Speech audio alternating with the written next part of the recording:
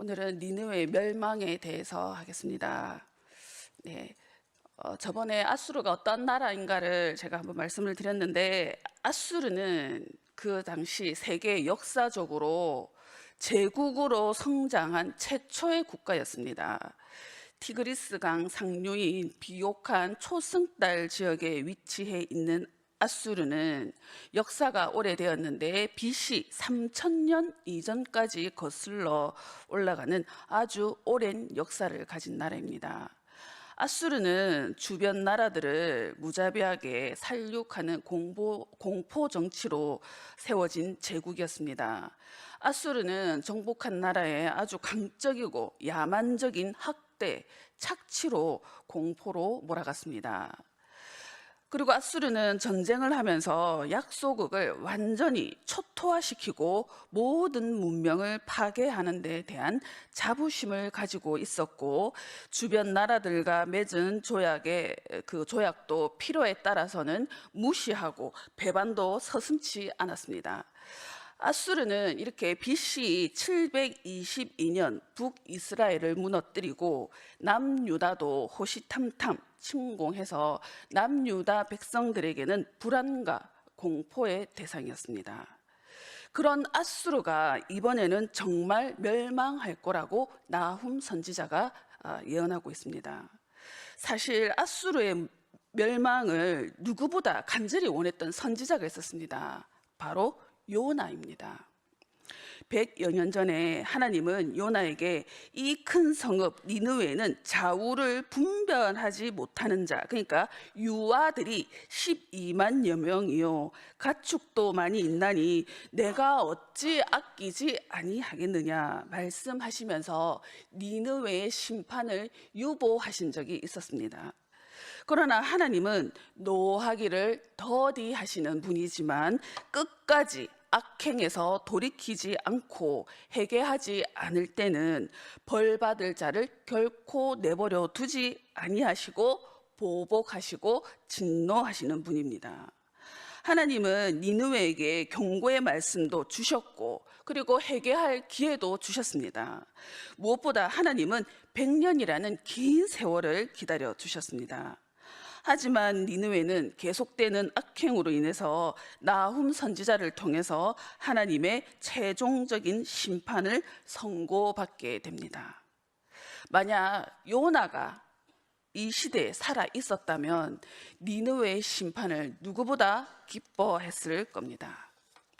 오늘 나훔서 2장은 아수르 멸망이 아직까지 이루어지지 않은 예언입니다. 그렇지만 마치 그 멸망이 지금 이루어지고 있는 현장에 마치 종군 기자가 나가서 취재하는 것처럼 아주 생생하게 묘사하고 있습니다.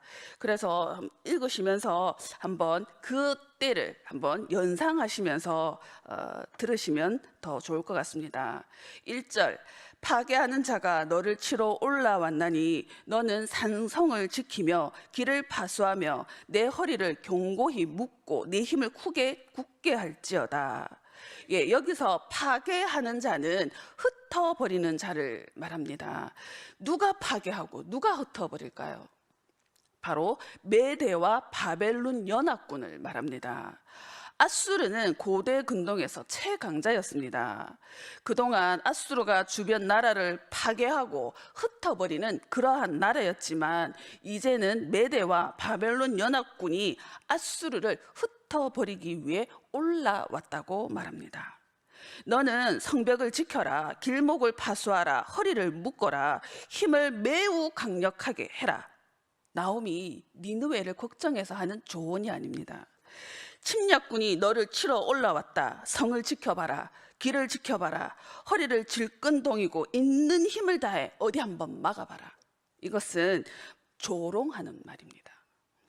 2절을 보시면 여호와께서 야곱의 영광을 회복하시되 이스라엘의 영광 같게 하시나니 이는 약탈자들이 약탈하였고 또 그들의 포도나무 가지를 없이 하였습니다. 네, 바벨론이 아수르를 치러 올라오는데 갑자기 이절은 생뚱맞게 야곱의 영광을 회복하겠다고 말하고 있습니다. 그런데 이것은 다른 말이 아니라 니느웨의 멸망은 이스라엘과 연관이 있기 때문에 두 가지 이유를 지금 말하고 있습니다. 첫째는 아수르의 멸망이 하나님의 거룩한 백성인 이스라엘에게는 구원이 되는 회복의 메시지인 것입니다. 그리고 두 번째는 포도나무 가지는 이스라엘 백성을 상징할 때 잘 쓰는 단어입니다. 그러니까 아수르의 이 강포가 단순한 약탈 수준을 넘어서는 탐욕, 완악함으로 유다를 너무나 지나치게 괴롭히고 또 무자비하게 죽이는 그러한 잔혹한 일을 많이 저질렀기 때문에 아수르도 이스라엘에게 했던 것처럼 똑같이 바벨론에 의해 처참하게 짓밟히고 멸망의 심판을 받을 수밖에 없다고 말하고 있습니다. 3절부터는 아수르가 어떻게 멸망당하는지 아주 생동감 있게 표현을 하고 있습니다. 3절을 보시면 그의 용사들의 방패는 붉고 그의 무사들의 옷도 붉으며 그 항오를 버리는 날에 병거의 쇠가 번쩍이고 노송나무 창이 요동하는도다. 그러니까 바벨론 군대가 쳐들어오는데 그들이 어떻게 쳐들어오냐면요, 손에는 붉은 방패를 들고 있습니다. 그리고 옷은, 군복은 아주 붉은 옷을 입고 수십만 명이 대열을 지어서 오고 있습니다. 여러분, 그 모습을 한번 상상해 보십시오. 어떻겠습니까? 온통 붉은색입니다. 수십만의 군대가 온 들판이 붉게 물든 것처럼 붉은색 방패와 붉은색 그 군복으로 무장하고, 그리고 병거를 타고 오는데 그 병거 바퀴에는 날카로운 칼을 달아서 그 쇠가 햇빛을 받아서 번쩍번쩍거린다고 합니다. 그리고 그들이 또 걸어오는 그 군사들의 손에는 뭐가 들려있냐면 노송나무로 만든 창을 들고 있습니다. 그런데 그 노송나무 창을 수십만 그 대군이 쿵쿵 거리면서 땅을 아주 요란하게 울리면서 흔들면서 올라오고 있다는 것입니다. 온통 붉은색으로 치장한 이 군대의 모습, 그리고 그 위압적인 소리, 얼마나 그것을 보고 있는 니느웨 공포에 사로잡혔을까요? 뿐만 아니라 4절에서는 병거는 미친 듯이 대로에서 달리는데 얼마나 빠른지 그 모양이 횃불 같고 번개 같다고 말하고 있습니다. 고대 근동의 전투에서 가장 중요한 무기가 병거입니다. 바벨론 연합군이 몰고 온 이 병거들이 성 안으로 들어와서는 크고 작은 길을 마구 누비고 다니면서 사람들을 죽이고 약탈하는 이러한 그 바벨론 군대가 가지고 있는 막강한 군대의 모습을 니느웨 사람들에게 여지없이 보여줄 때 그 니느웨 사람들은 두려움에 떨어야 했습니다. 5절을 보시면 그가 그의 존귀한 자들을 생각해내니 그들이 엎드러질 듯이 달려서 급히 성에 이르러 막을 것을 준비하도다. 6절 강들의 수문이 열리고 왕궁이 소멸되며. 그러니까 이러한 상황을 지켜본 이 아수르 왕은 바벨론 군대를 대항하기 위해서 그동안 약소국을 약탈하고 침범했던 그 뛰어난 지휘관들을 부릅니다. 불러서 급히 성벽으로 달려가서 막아보라고 말하고 있습니다. 하지만 강들의 수문이 열리고 왕궁이 소멸되었다고 말합니다. 당시 니느웨 성은 티그리스 강 유역에 세워졌습니다. 아수르는 수도 니느웨를 보호하기 위해서 성 주위로 인공 호수를 팠습니다. 그래서 티그리스 강에서 흘러나오는 그 물을 가지고 끌어다가 성 주위에, 그 해자라고도 하는데 인공 호수에 물을 가득 채웠습니다. 그러니까 멀리서 보면 이 니느웨 성은 호수 가운데 떠 있는 성처럼 난공불락의 성처럼 보였습니다. 그러니까 이 적군이 니느웨 성을 공격하기 위해서는 이 강이나 인공 호수를 꼭 건너야만 했습니다. 여러분들도 그 성을 한번 상상을 해보시면 외국 영화를 보면 고대 도시의 성 주위에 물이 가득 있어서 배를 타고 그 성 위로 올라가는 것을 한번 보셨을 겁니다. 그리고 커다란 문 위에는 커다란 그 옆에 쇠가 달린 그 다리가 내려와서 사람들이 건너가는 것을 본 적이 있었을 텐데, 이처럼 이 니느웨 성은 그 외부에서 어느 누구도 쉽게 들어올 수 없는 그러한 성으로 지어졌습니다.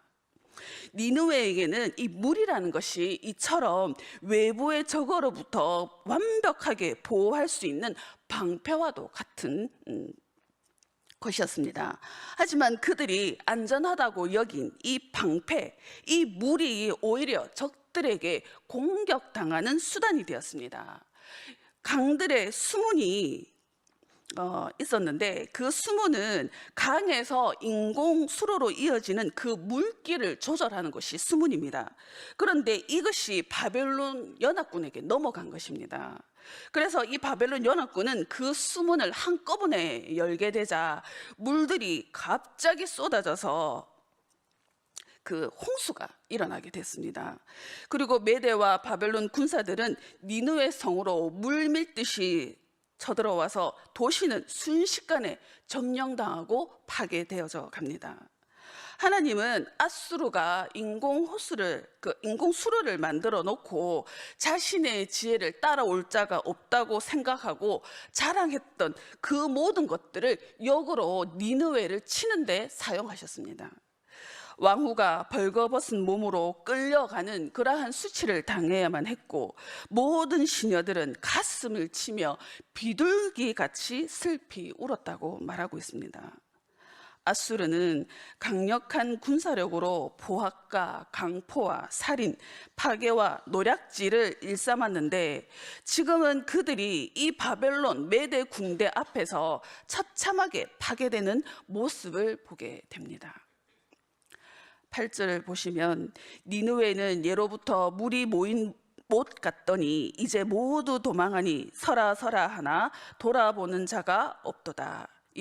고대 근동의 팔레스타인 지역은 짧은 우기를 제외하고는 거의 비가 내리지 않는 곳이었기 때문에 못은 매우 중요했습니다. 물이 가득 차 있다는 것은 축복이었고 번영을 상징하는 것이었습니다. 그런데 니느웨가 물이 모인 못 같다라는 말은 실제로 니느웨는 물질적으로 아주 풍요로운 곳이었습니다. 재물만 있으면 모든 것이 다 가능하다 여기고, 재물을 모으기에 혈안이 되어 있어서 주변 나라의 거짓과 탈취와 포악을 서슴지 않았습니다. 하지만 지금은 적군의 무서운 공격을 피해서 뒤도 돌아보지 않고 그 모든 재물을 버려두고 도망가는 신세가 되었습니다. 9절을 보시면 은을 노력하랴 금을 노력하랴 그 저축한 것이 무한하고 아름다운 기구가 풍부함이니라. 당시 니느웨 성은 정말 많은 보물들이 있었습니다. 그래서 이 왕궁뿐만 아니라 니느웨 성 안에는 물질이 그리고 많은 그런 재물들이 넘쳐나는 아주 부유한 성이었습니다. 아수르가 이웃 나라를 침공할 때 그 모두 약탈한 것들인데요, 전쟁에서 취한 전리품도 있었고, 또 아수르의 지배를 당했던 나라들로부터 강제적으로 꼬박꼬박 조공도 받고, 또 전쟁 배상금으로 받은 진귀한 보물들이 아수르 창고에 가득 쌓여 있었습니다. 바벨론 군대 지휘관들은 병사들에게 그 니느웨 성 안으로 들어와서 외칩니다. 니느웨 성 안에는 바닥이 보이지 않는 금은 보화가 가득하다. 마음껏 약탈하라. 그 병사들이 니느웨 성 안에 있는 그 보물들을 얼마나 신나게 약탈해 갔겠습니까? 지금까지 아수르가 주변 나라에 저질러 왔던 것처럼 니느웨 성 안에는 사람도 물건도 하나도 남지 않는 약탈당하는 처지가 되었습니다. 이 모든 상황을 지켜본 니느웨 사람들은 떨리는 가슴으로 뭐라고 기록이 되어 있냐면, 후들거리는 무릎, 끊어질 것 같은 아픈 허리, 그리고 하얗게 질린 얼굴을 하고 바라볼 수밖에 없었다고 말하고 있습니다. 그동안 아수르를 위대하게 만들었던 풍부한 재물, 그 권력이 모두 순식간에 무너져 내렸습니다. 하나님은 이것을 에스겔 선지자를 통해서 먼저 말씀하셨습니다. 에스겔서 7장 19절과 27절을 제가 표준 새 번역으로 읽어드리겠습니다. 그들은 은을 길거리에 내던질 것이며 금을 오물 보듯 할 것이다. 내가 진노하는 날에 은과 금이 그들을 건져줄 수 없을 것이다. 은과 금이 그들의 마음을 흡족하게 못하고 허기진 배를 채워주지 못할 것이다. 오히려 은과 금은 그들을 걸어서 넘어뜨려 죄를 짓게 하였을 뿐이다. 왕은 통곡하고 지도자들은 절망에 빠지고 이 땅의 백성은 무서워서 벌벌 떨 것이다. 내가 그들의 행실대로 그들에게 갚아주고 그들이 심판받아야 하는 그대로 그들을 심판하겠다. 그때야 그들이 비로소 내가 주인인 줄 알게 될 것이다. 네.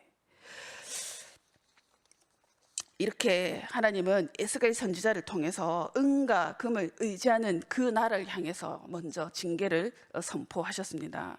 그러면 오늘 본문 11절, 12절을 읽어보시면 이제 사자의 굴이 어디 있느냐, 젊은 사자가 먹을 것이 어디냐, 전에는 수사자, 암사자가 그 새끼 사자와 함께 거기서 다니되 그것들을 두렵게 할 자가 없었으며 수사자가 그 새끼를 위하여 먹이를 충분히 찢고 그 암사자들을 위하여 움켜 사냥한 것으로 그 굴을 채웠고 찢은 것으로 그 구멍을 채웠었도다. 예. 당시 고대 제국들은 자신의 나라를 강력한 짐승, 맹수에 비유하곤 했습니다. 그런데 이 아수르는 자기 나라를 사자로 묘사를 했습니다. 보통 사자의 습성은 자기가 하루 먹을 짐승만 딱 잡습니다. 그래서 배가 부르면 다른 짐승이 아무리 눈앞에 지나가더라도 거들떠 보지 않는다고 합니다.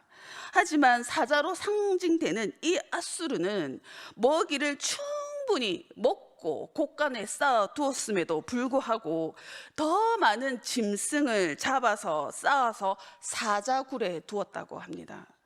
아수르가 얼마나 탐욕에 사로잡혀 있었고 주변 국가들에게 살육과 학대와 착취가 잔혹했는지를 알 수가 있습니다. 하지만 니느웨는 잔인한 이 먹이 사냥으로 자기 굴을 가득 채우는 젊은 사자와 같았으나 이제는 그 사자굴이 어디에 있느냐고 나움으로부터 조롱받는 처지가 되었습니다. 마지막 13절입니다. 만군의 여호와의 말씀에 내가 내 대적이 되어 내 병거들을 불살라 연기가 되게 하고 내 젊은 사자들을 칼로 멸할 것이며 내가 또 내 노력한 것을 땅에서 끊으리니 내 파견자의 목소리가 다시는 들리지 아니하리라 하셨느니라. 네. 사실 니느웨를 공격한 메대와 이 바벨론 군사에게는 병거가 미친 듯이 거리를 달릴 만큼 많았다고 하지만 니느웨도 아주 강력한 나라, 이 당시 나훔이 예언하는 이 당시에는 그 어느 누구도 니느웨가 아수르가 망할 거라고 생각하는 사람은 아무도 없었던 그래도 강력한 나라였습니다. 그러니까 니느웨도 병거가 아주 많이 있었다는 것입니다. 그럼에도 이 니느웨가 패배한 것은 하나님께서 아수르의 대적자가 되어서 직접 아수르의 병거를 불사르고 연기처럼 사라지게 만드셨습니다. 마지막으로 내 파견자의 목소리가 다시는 들리지 않겠다라고 하나님이 말씀하시는데 이것은 아수르의 전쟁하는 방식에 연관이 있습니다. 아수르는 자신이 침략하는 나라가 있으면 먼저 쳐들어가는 것이 아니라 사신을 먼저 보냅니다. 그래서 항복할 것을 미리 요구하죠. 만약 그 나라가 거부하면 대군을 이끌고 가서 그 나라를 무자비하게 초토화시키고 아무렇지도 않다는 듯이 학살을 했습니다. 그 예로 유다의 경우도 그렇습니다. 히스기야가 유다를 다스릴 때에 그 아수르의 산헤립이 유다를 침공하기 전에 랍사게를 먼저 보내는 적이 있습니다. 아수르 왕 산헤립은 18만 5천 명이나 되는 군대로 예루살렘을 포위하죠. 그리고 무조건 항복을 요구하면서 하나님의 이름을 모독하고 온갖 패역한 말로 유다를 협박하고 괴롭혔습니다. 예. 이처럼 나훔은 이제 이러한 사신을 보내는 목소리가 다시 들리지 않게 될 것이라는 말은 이제는 아수르가 이러한 파견자를 보낼 수 없고 정복할 수 없는 망한 나라가 되었다는 것을 말하고 있습니다. 과거 아수르 제국의 이 전성기는 영원히 지속될 것처럼 보였지만 하나님은 신흥 바벨론이라는 나라를 들어서 아수르를 무너지게 했고 지금은 그 흔적조차 찾아볼 수 없게 되었습니다. 아수르의 멸망은 그만큼 철저하고 처참한 것이었습니다. 우리는 아수르의 이 멸망으로 하나님의 대적이 된다는 것이 얼마나 두려운 일인지를 알게 됩니다. 하나님의 심판은 이 니느웨를 오직 심판하겠다는 것이 목적이 아니라 회개하고 돌아오는 것이 목적이었습니다. 그래서 100년 전에 요나를 보냈던 것입니다. 니느웨는 요나를 통해서 회개했지만 그들의 회개는 진정한 회개가 아니었고 그리고 그 악행에서 완전히 돌아서지를 못했기 때문에 니느웨는 100년이 지나서 최종적으로 멸망이라는 심판을 받게 되었습니다. 우리는 이 니느웨의 멸망을 통해서 생각해 보는 것이 우리도 마찬가지입니다. 우리도 그러면 하나님이 대적이 될 수 있는 것입니다. 우리가 하나님이 아닌 다른 것에 무엇에 그 마음을 품고 소중하게 여기고 붙들고 산다면 하나님은 노하기를 덜히 하시는 분이기 때문에 우리에게 분명히 말씀하실 것입니다. 그리고 우리에게 분명히 사인하실 것입니다. 그렇지만 우리가 하나님의 뜻을 듣지 않고 하나님의 선하신 뜻과 그 긍휼하심을 계속해서 무시한다면 우리도 하나님을 대적하는 자가 되어 결국에는 하나님으로부터 징계를 받을 수가 있는 것입니다. 그래서 저는 이 나홈서를 보면서 참 무섭다는 생각을 했습니다. 아수르의 역사를 통해서 우리가 정말 진정 무엇이 강한 것이고 무엇이 영원한 것인가를 생각하게 됩니다. 역사의 주관자가 되시는 하나님 앞에서는 영원한 것은 없습니다. 마지막으로 요한일서 2장 17절에는 이렇게 말합니다. 이 세상도 그 정욕도 지나가되 오직 하나님의 뜻을 행하는 자는 영원히 거하느니라. 아멘. 이 땅에서 하나님을 대적할 수 있는 존재는 없습니다. 하나님의 주권을 인정하고 하나님의 다스림 안에서 참 만족을 누리며 살아가는 것이 우리에게는 은혜인 것입니다. 시편 34편 9절에서 10절을 읽고 마치겠습니다. 너희 성도들아 여호와를 경외하라. 그를 경외하는 자에게는 부족함이 없도다. 젊은 사자는 궁핍하여 줄일지라도 여호와를 찾는 자는 모든 좋은 것에 부족함이 없으리로다. 아멘.